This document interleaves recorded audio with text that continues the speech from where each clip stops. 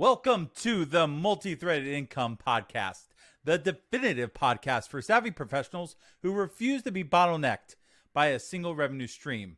I'm your host, Kevin Griffin, and in this space, we explore, dissect, and analyze the strategies that turn your expertise into multiple optimized income streams. If you believe that your knowledge and skills should be leveraged in more ways than just one, you're in the right place. Now, in each episode, I talk to folks just like you and me who are exploring multi-threaded income on their own terms. Don't forget to sign up with us on social media for updates, exclusive content, and to just continue this conversation. Now sit back, relax, and enjoy the show. Thanks for tuning in, everyone. I'm joined by my very good friend, Dave Ceddia. How are you today, Dave? I'm great, Kevin. Thanks for having me. Hey, you are the first guest we've had on this podcast, and that means we get to learn all the lessons from you of what not to do, but what better sport to try to learn the lessons from. But the good thing is that since this is a podcast, we're recording it and we don't care about mistakes. We get to go edit those all out. And probably the first tool I'm going to run the podcast through is a little tool called Recut. And Recut is a tool you've built a couple of years ago, right? Yeah, a couple of years ago now.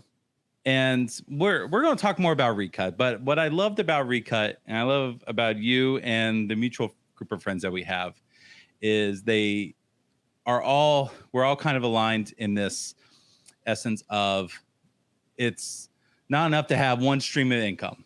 We need to have money coming in a variety of different ways because you never know what's going to happen. And some of us do that through consulting. Some of us do that through courses and whatnot. And you're a great example. I think you're a textbook example of how to do this correctly. But let's start at the beginning. Let's go all the way back to the very beginning. A younger Dave. Dave, tell us about your origin. How did you get started in tech? And we'll talk a little bit more details, but give us the origin story. Yeah. I was one of those kids who grew up programming for fun. And so I learned QBasic when I was a kid and played a lot of video games and ran a Counter-Strike server in my basement and stuff. And that was kind of that was my childhood, lots of computers. And then I went to high school for computers and went to college, got a CS degree, master's in CS, and then got a job at a prestigious government contractor, one of those places where people stay their entire careers. Most of my coworkers had been there 20 plus years, and that wasn't a bad thing. They were like, "This is great. Yeah. This is my career." So that was kind of my intro to the working world. I had started there as an intern, and then stayed on full time after I graduated. And I remember I was there about 9 years. Wow. Total. Yeah. Okay. So including internship and full time. And I remember, I don't know if it was year 9. I think it was probably a year or so before that. But my office mate, we had actual offices there, 2 people per office kind of thing. And my office mate one day was like, "Dave, are you a lifer?" And I was like, no, I don't think so. And he was like, "Yeah, you are." And I just remember thinking I haven't really thought too much about the future, but maybe I should if my office mate thinks I'm going to be here for the rest of my life. And that wasn't really in my plans. I didn't really have any plans. So it started the gears turning and got me thinking I don't think I want to be here forever. What do I want to do? Maybe I want to go somewhere else. Maybe I want to start my own thing. Yeah. So I love that term, lifer. I don't think I've heard it put like that before, but that one's getting added to the list. But 9 years, you didn't have any concept at all what the end game was going to be? Not really. It was kind of it felt like the next step after school. I had kind of gone through school and did good in high school and went to college and then did that. And then it was okay, now I have a job and I stay at the job forever because that was kind of I don't know, I guess what my parents said, "No, this is a great place. You just stay here forever now." And it seems like after 9 years, you were probably in somewhat comfortable position. You could mess up a little bit and it wouldn't be a big deal. You could Yeah. slack off a little and it wouldn't be a big deal. You're kind of high and mighty in terms of seniority. I guess so. I think part of the other thing with that job in particular and that group in particular, it was a lot of hardware people. And so I was like one of very few software people. And all the software people kind of had their own little, like, each had a project. So we didn't like work together on things. So I felt like I never really had like a team sort of system or like mentorship in terms of team members and stuff. And so that was kind of the first thing I started thinking, like, I want to go somewhere where I can like work with the team. Yeah. And like get better as a software developer. That was kind of my initial thought. And I think around the same time I ran into, probably like while I was slacking off or something, ran across Mr. Money Mustache and the whole idea of like early retirement. And that was my plan for a while. I was like, okay, I'm just going to stay here until I bank enough money and then I'll quit and then I'll do whatever I want. Yeah. So I think that had a big influence on like how I was saving and how I was spending and stuff. And that was kind of like influenced a lot of things going on from there. Let's get to that point. 9 years later, you decide I'm not a lifer at this company. What was next? So I had a few business idea type things. The first thing I wanted to build was this like eBay alerts system, kind of a scratch my own itch thing, because I wanted to buy, I think it was like a camera lens or something. And, they go really fast when they're a good price. And eBay's alerts come like 3 days later. They're like, hey, this thing's for sale. You're like, no, it's already sold. So I was like, I'll like learn the API and like build a little Rails app. So I learned Rails and bought and built this thing that would just like pull the eBay API for stuff you looked for. And I think this was around the time of like this whole don't break the chain thing that was like in vogue, or like every day you check a box on your calendar and like do some task every single day. So I like coded on this thing for like 100 days straight or something. I got it built. And then I remember being like, okay, cool. Now how do I get anyone to use it? Like it works, but where would I find customers and how would I charge for this? And yeah. And so it kind of fizzled out from there. I was like, okay, I have this thing, but I don't know how to sell it. I think it's pretty classic in our community, right? It's I want to build a thing and I need to scratch an itch, but I have no idea how to sell it.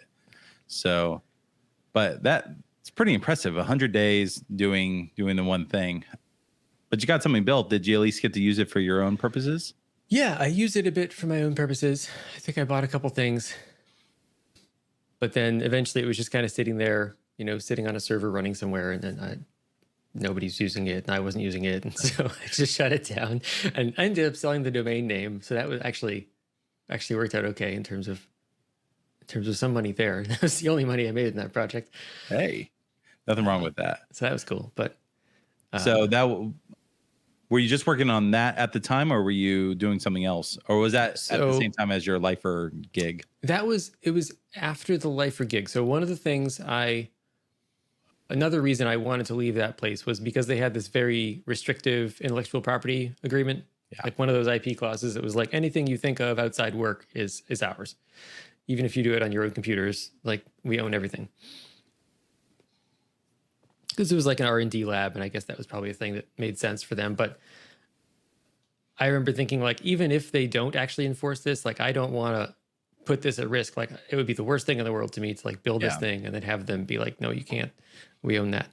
So that was one of my criteria when I was looking for jobs. I wanted to like get out of there so I could build something on the side.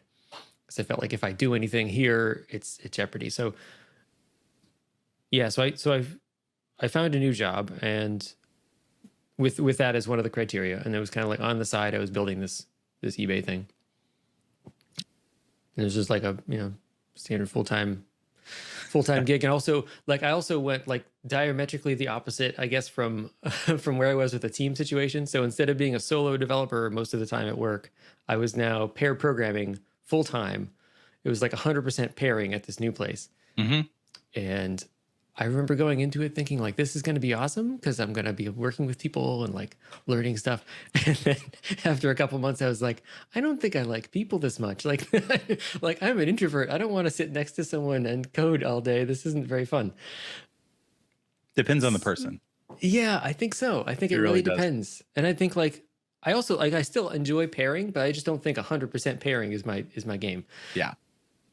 And I've still like since then enjoyed pairing with developers for like a handful of time, or like working through a problem together. We pair for a few hours or something. It's great. But yeah, 100% all the time was just too much, I think, for me.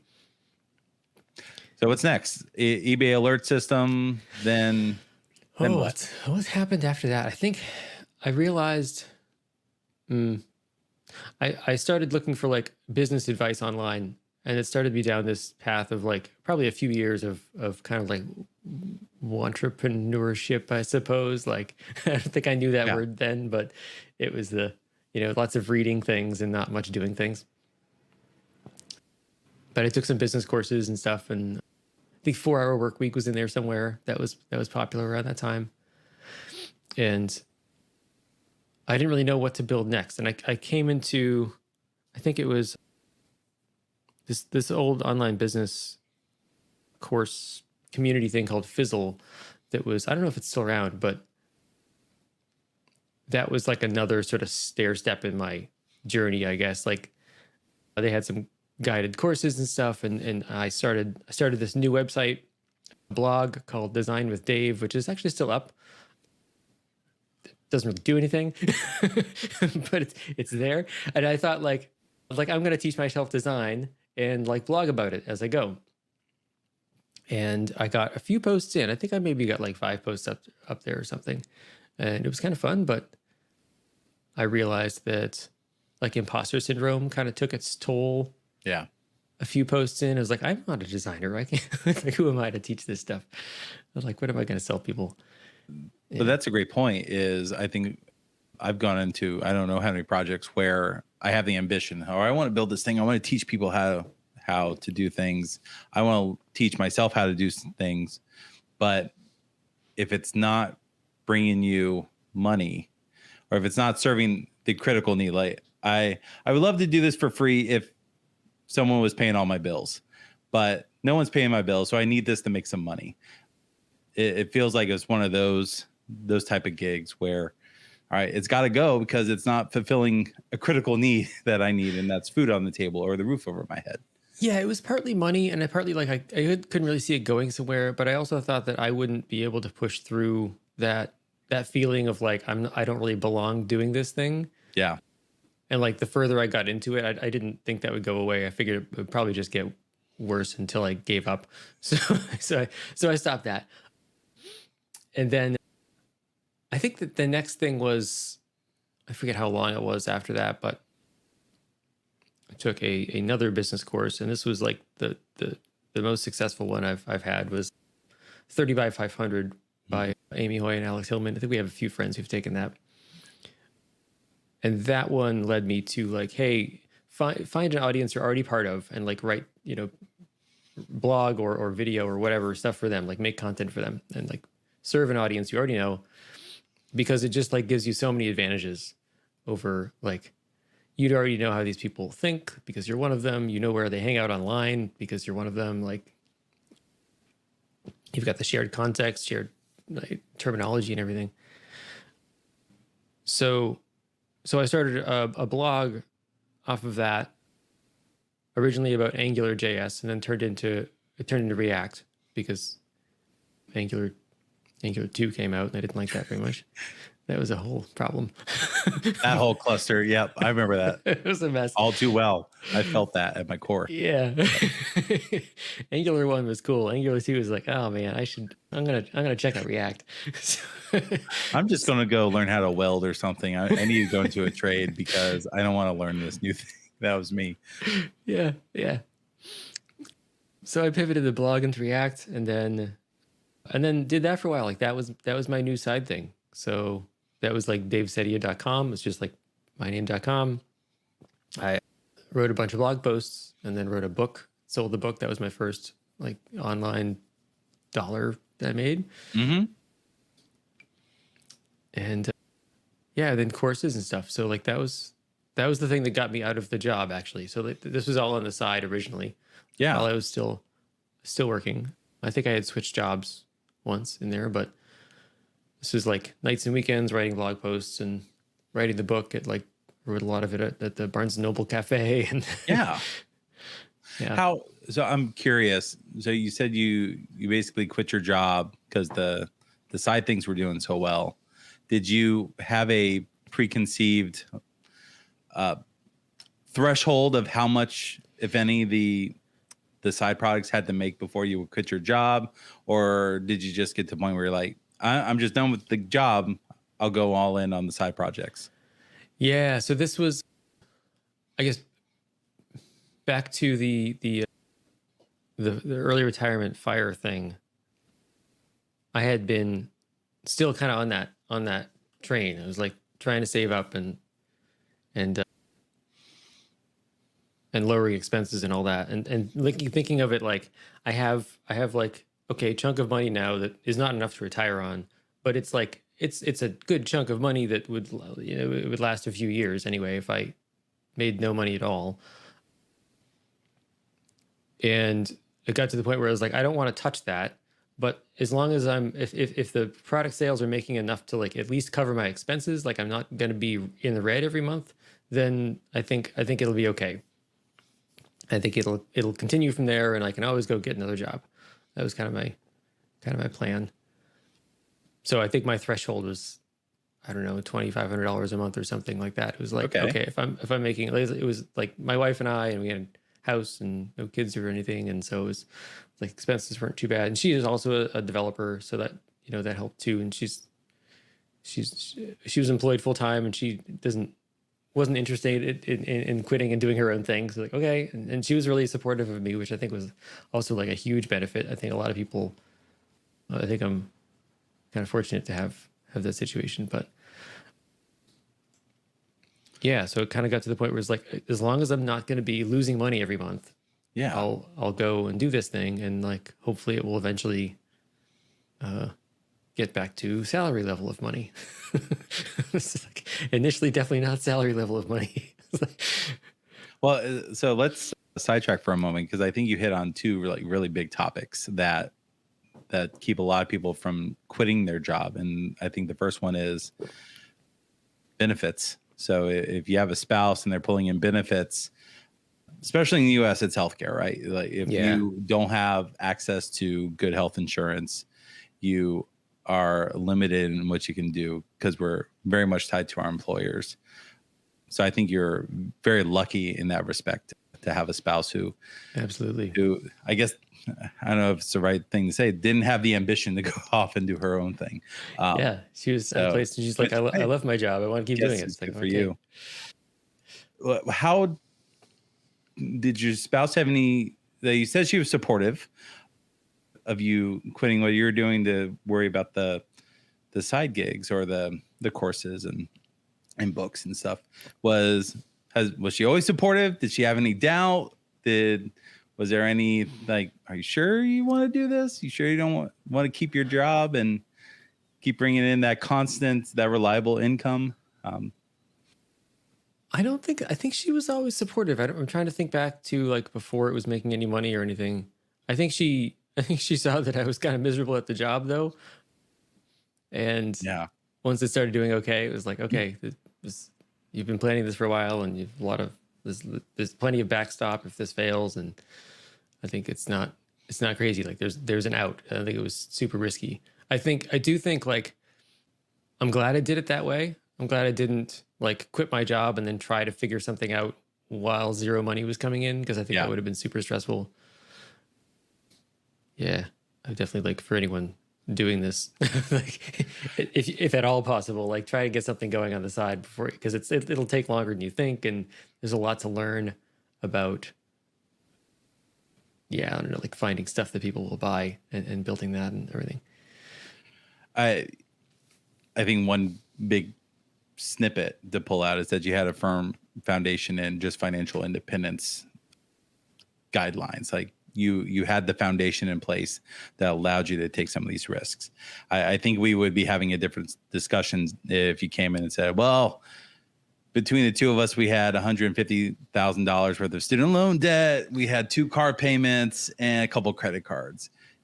I feel like that would be a different discussion. Yeah, that would be a different discussion. We did have the house. That was the large one that was like, okay, this can't go away, you know. But it was like, okay, I mean, that expense would be there whether it was a house or a rent or something. So yeah.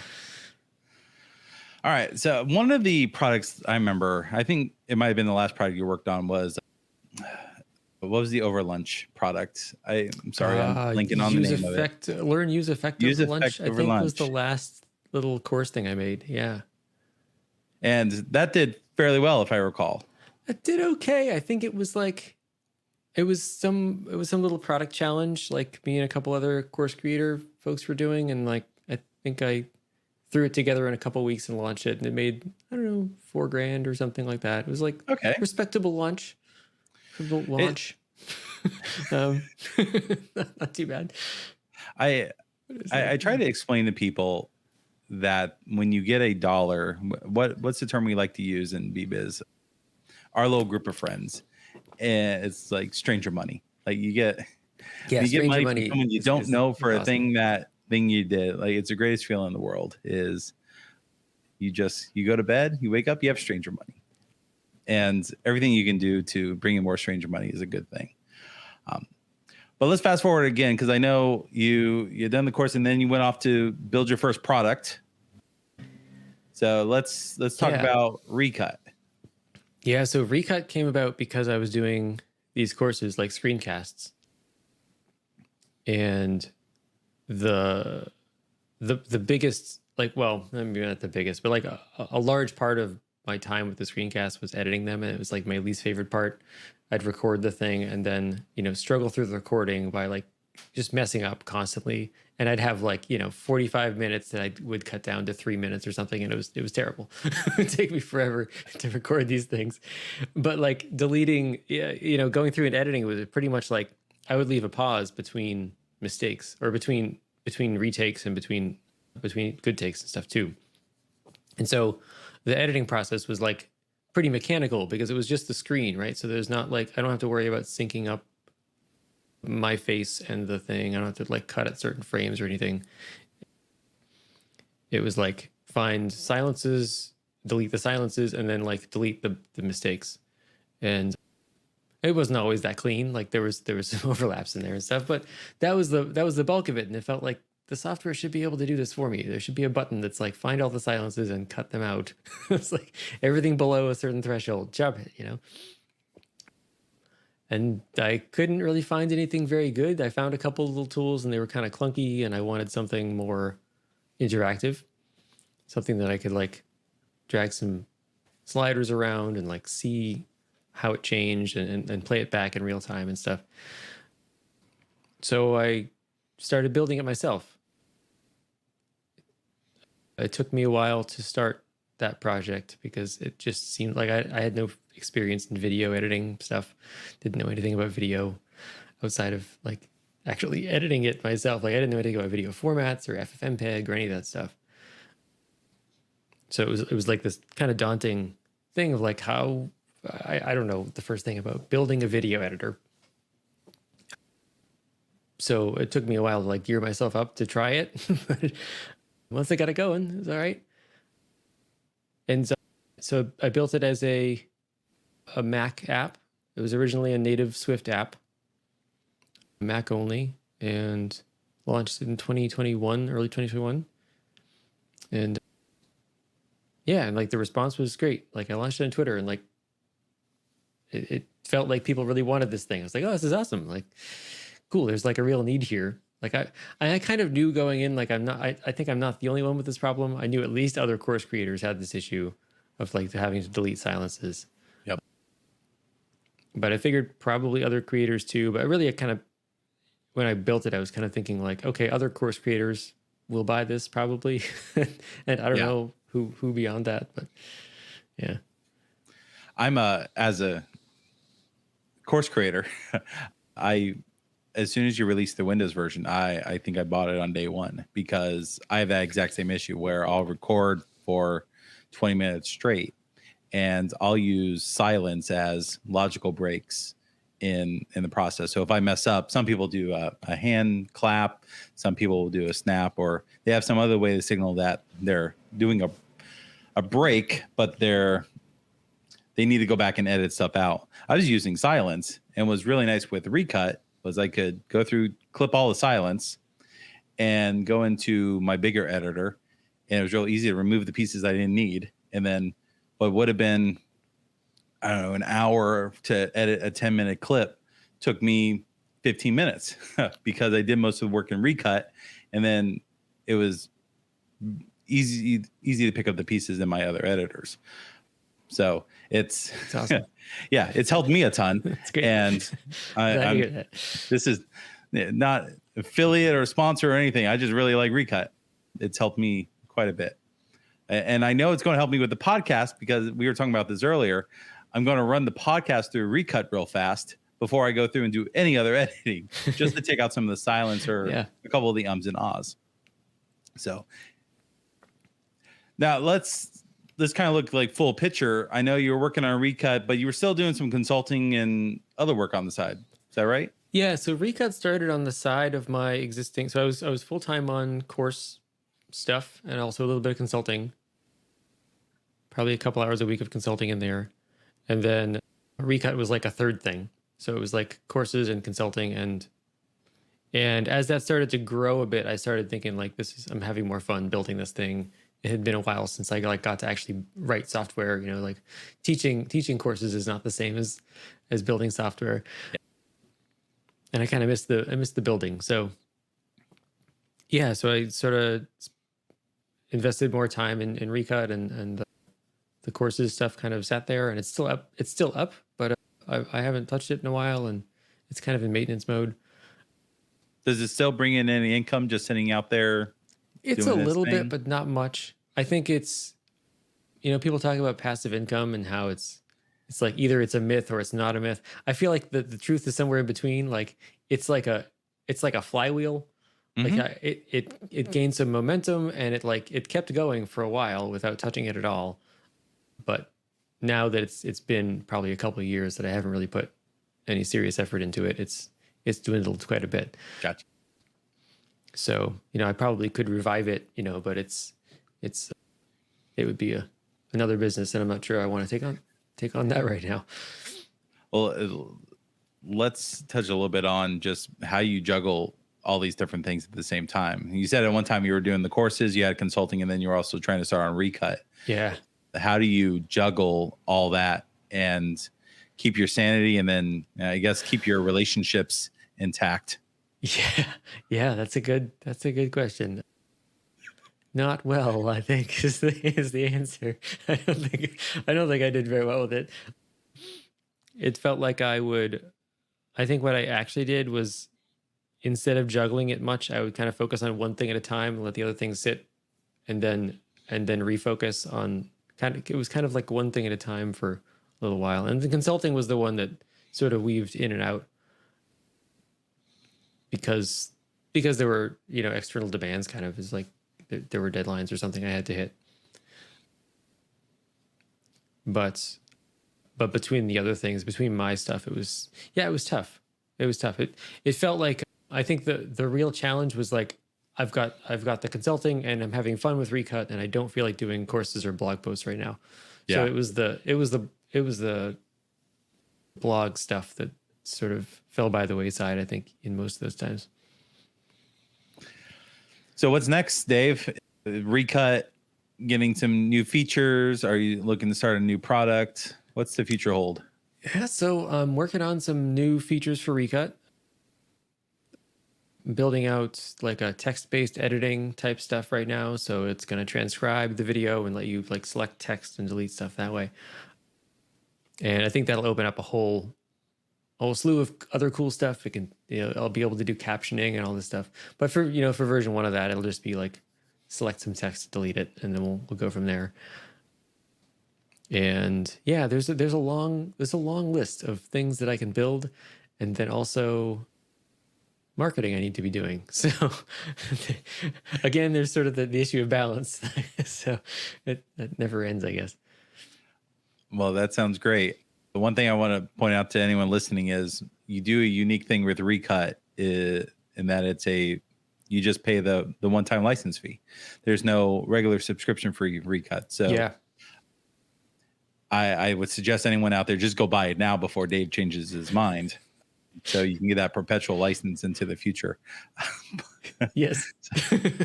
Especially with all the new things you want to come out with, Dave. Not a bad idea. Yeah. Yeah, that has been an interesting thing. I do feel like doing Recut it's been fun, but it's also a little bit like I know I'm off the beaten path with a lot of these decisions. So it's a desktop app using Tauri, which is similar to Electron but in Rust. So it's in Rust and Svelte and TypeScript and desktop app and one-time purchase. So like it kind of goes against a lot of grains. Mm-hmm. I think there's not a lot of other people doing that combination of things, and video stuff is also like not very common. So it is, I will say it's kind of like there aren't a lot of other people to bounce ideas around with for the dev side of things, which is, it can be challenging at times to be like, okay, I'm just on my own here figuring this stuff out. but it's also pretty fun. You're blazing a trail. Yeah.